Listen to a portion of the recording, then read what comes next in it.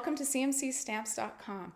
Today I'm going to show you guys easy ways to use your Stamparatus, because if you have it, you might as well use it.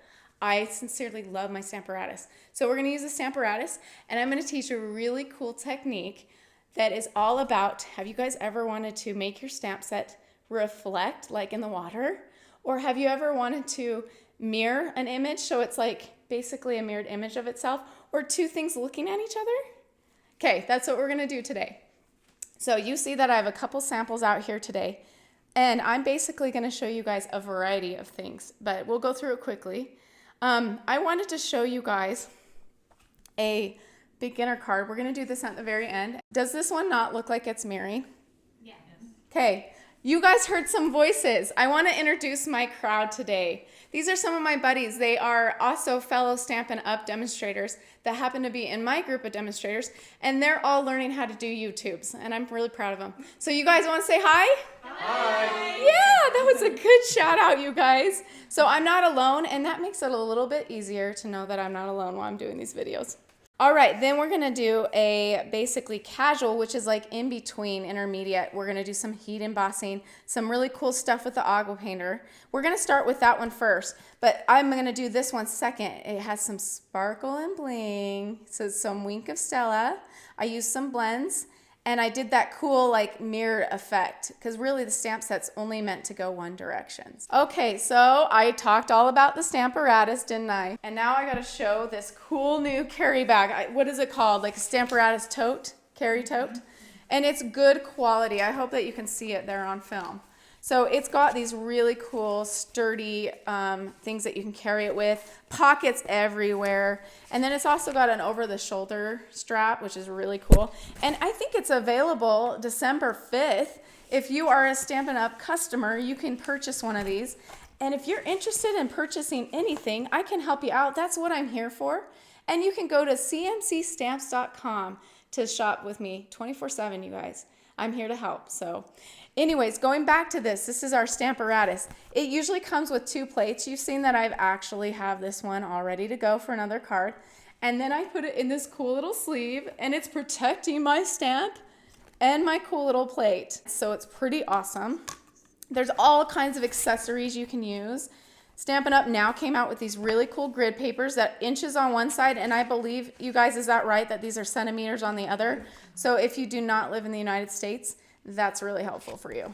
Okay, so that's cool. I just keep that in my little bag and then put this little thing over, and we're good to go. So had to show you the bag because I think it is so worth getting. Okay, so the plates are really cool. I make it so my Stampin' Up is looking at me.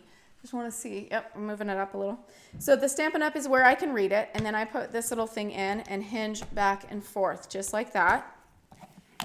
I tend to put, this is the stamp set we're using today, Lovely as a Tree. This one comes in clear, which there is a huge announcement that they are now going to transition from using wood and now have a new product named Cling. I'll talk more about it in my future videos, but basically, you know how this doesn't have a sticker on it? Well, they now have a sticker that clings super well to either your Stamparatus or to one of your blocks. So what we're gonna do though, side note, going on back to this card, coming back to this card, I'm gonna set that up there. I have my hinge. I'm just gonna grab out my little magnet. Now, I don't know if you guys have ever done this or used this, but I put washi tape fairly thick on mine. And the reason why is these things are seriously strong. And if you have to get your nails under, and sometimes it's just too hard. So I use this little washi tape and pull it up. But what do these magnets do? You get two of them, and they help secure, so this isn't gonna move around. So that is really cool about the Stamparatus. Okay, we are gonna do sort of a reflecting trick here, and it's quite simple. So that's why this is one of my easy cards. So I'm gonna basically set this up about, and I'm doing this visually to know where I want to set it up. And I'm going to get everything out from underneath me so nothing slides when I'm stamping. And see how I put my DVD case, the stamp case underneath, because it gives me a little bit of leeway when I'm inking up my stuff. Okay, so I'm just lining this up wherever I want it. The beauty about the Stamparatus, it is so cool because all you have to do is put your stamp down straight down, and then watch this. I always talk about magic, but I think it's pretty cool because all you have to do is put it down and it pulls it up. And now it's going to stamp in that exact spot every time. So we're going to do this gold embossing part first. So how do we do embossing? You get your little emboss buddy out. What does this do? It basically demagnetizes your paper. So it makes it so that when you use this really cold gold powder, the Stampin' Emboss gold powder, it doesn't go to the cracks and crevices and places you don't want it to. It only, I know I'm being goofy, but it only goes where you want it to go, and that's where you stamp your image. So I'm using Versamark, which I love. It's kind of like a, it's like a sticky pad that's clear. So sometimes you can't tell if you have enough ink on. And usually if I look in the light, I can kind of see it glisten, and I know I have enough. So I'm pretty sure I have enough. I've done the emboss buddy. Now I can go ahead and just push it right on down. And you can't even like see where it's at. I know that you can't see this on there, but it's a little tree in Versamark. So let's do the magic of it. I'll move this for a second. Bring out my embossing stuff, which right now all I really need is any kind of a brush that you can get at any craft store, and it's fine tipped. That helps me if I get the powder where I don't want it. Then I have this little catch tray. I got this at Michael's a long time ago, so I don't even know if it's still there. But I love the catch tray. Some people use little like Tupperwares. And then you just pour. Some people say they lightly like sprinkle. I do not sprinkle, I pour. Because I'm trying to get my stamping done fast. I got 2 kids and not a lot of time. So I did it twice. I just got it on there twice. And then if I notice that there's still some spots that some little flakes that I don't want, because I don't want those to permanently be gold there, I can do that. I can tap off. Or if you're not doing it by your powder, you can blow. And it kind of gets rid of some of the extra stuff that you don't want. That's my preferred method, and I love the brush. Now we're ready to just bring over the heat tool. You've probably seen this several times. I'm going to do a video just all about the embossing. So if you haven't seen that before, check out that video, you guys. There is a link for it, and you can check that out anytime. There's 2 settings. It goes from 0 to 1 or 0 to 2. With the heat embossing, you always use 2, and you let it warm up. I'm going to not talk during this so you can see it happen, okay?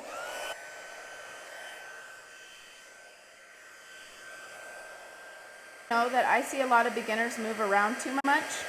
You kind of need to stay in one spot and be fairly close to your paper. Do you see it start to change? I don't know about you guys, but this is one of my favorite things of stamping. Because it seriously is like magic to me. Okay, so now you see that is gold and it glistens and it's kind of like a gel-like. It's still a little hot, so I'm not going to touch it too much. But it has this really cool look, and it's basically like solid. So now we can watercolor over it. That is called, what is that called? Emboss resist to watercolor over it. Okay, so I'm bringing back my Stamparatus. And I'm also going to do some watercoloring over here. So I'm just going to move this, use this as my template to do my watercoloring. Okay, here is my sample so you guys can check that out as I'm working, okay? I happen to love watercoloring. The way that you get the ink on the top of your lid is just by putting your palms together and pushing. Fairly hard. These new ones, I feel like you have to push a little harder with. And then there you go, you've got some ink on there. You can also use a re-inker and get some ink on. And then make sure that your agua painter has enough water that it's not, like it's 3/4 full, but it's not going over the line. Have you guys noticed that that makes it too wet? And I don't like that. I want it the perfect amount of water. So then I'm going to pick up and making sure I'm on film. Now I'm going to get this fairly watery. So see how I picked up only a little bit of ink and I squeezed a little water and I got quite a bit of water on there. And watercoloring is awesome because you can layer. See, now I just squeezed a little more water on there, and then I'm going to get it to fade as I go down. Now I want a little more on top here to get the shape I want.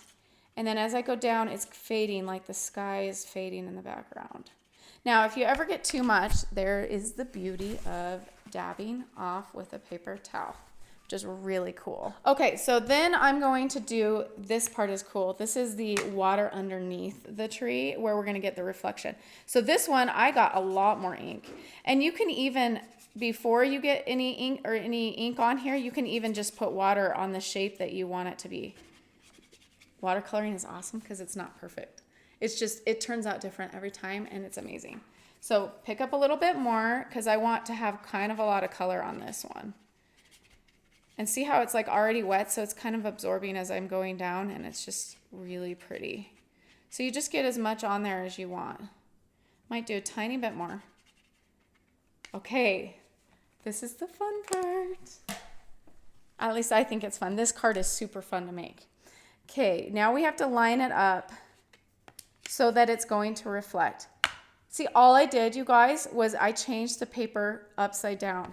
And then I've got my Night of Navy. I would go ahead and ink on top of the Versamark. Some people you can wash it if you want. But I first want to see, like, it's gonna be a little low. So this is the beauty of this. I can kind of change it to where I want it to be and real quickly pick it up. It picked up a little bit of my color, that's fine. Then I'm gonna put a little Night of Navy on there. Okay, I need my paper towel handy, so keep that nearby, okay? Go ahead and, while it's still wet, you want to do this while it's still wet because then it kind of blends. It's a really cool look. And then you can kind of dab if you want it to like not look so intense. Let's say you dabbed off too much, then you can re-ink this and stamp it again. So there's always a way. Now I'm taking off some of that ink and I'm just adding so it blends together here. And I'm going back over with my Alga Painters. This is a really, really, really fun card. You should totally try it out.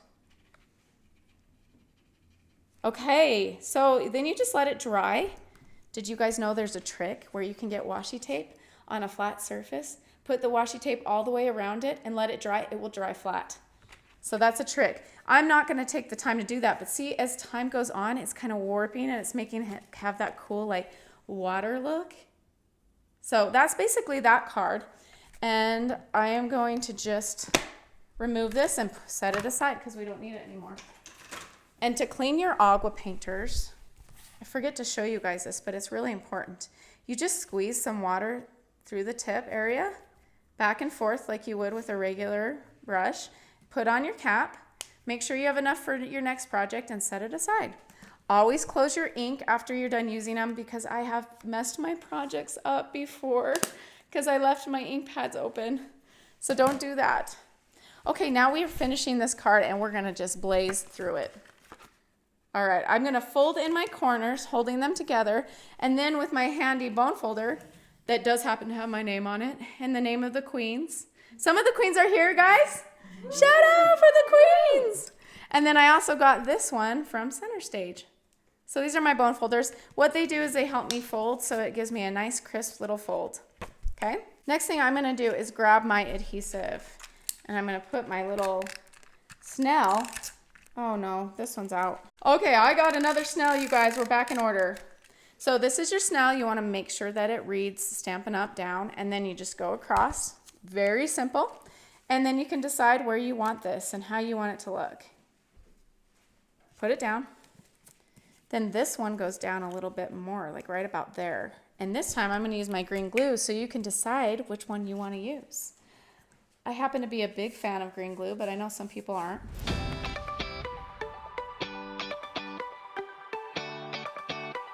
So I like green glue because I can move it around. I don't mind getting like stuff on my fingers. I just have baby wipes nearby and I'm good. Okay, so once this would be dry, basically I'm just going to glue it flat. I would use green glue on this one because I want it to be flat. And with, this is watercolor paper, you guys. With watercolor paper, there's ridges on it, and I think it just glues a lot better when you use your green glue or your Tombow. Okay? Then the last thing I did is if I stamped these off and cut them out, fussy cut them, and put some dimensionals underneath and popped them up. Well, there you have it. I finished today's card and it looks beautiful. This is part one of a two-part series on reflecting. So come back and watch my part 2 video. Thanks so much for visiting today, and visit me at cmcstamps.com. Thanks. Bye.